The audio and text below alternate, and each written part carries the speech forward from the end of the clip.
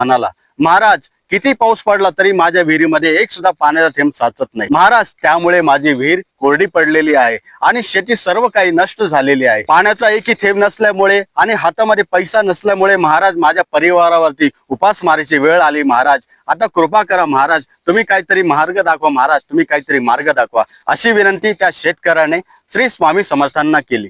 श्री स्वामी समर्थ त्या शेतकऱ्याकडे शांतपणे पाहू लागले. काही क्षण शांत राहून स्वामींनी त्याला एक उपदेश केला, घाबरू नकोस, मी आहे तुझ्या सोबत. श्री स्वामी समर्थांनी त्या शेतकऱ्याला नारळ दिलं आणि त्या शेतकऱ्याला म्हणाले, हे नारळ घे आणि तू तुझ्या विहिरीजवळ जा, हे नारळ विहिरीमध्ये टाक आणि माझा मंत्र जाप सुरू कर. शेतकऱ्याने स्वामींनी दिलेले नारळ घेतले आणि तो त्याच्या घराकडे परतला. दुसऱ्या दिवशी स्वामींच्या आज्ञेप्रमाणे आपल्या परिवारासह तो विहिरीजवळ येऊन पोहोचला आणि स्वामींनी दिलेले नारळ विहिरीमध्ये टाकले आणि श्री स्वामी समर्थ या मंत्राचा जाप सुरू केला. श्री स्वामी समर्थ, श्री स्वामी समर्थ, श्री स्वामी समर्थ.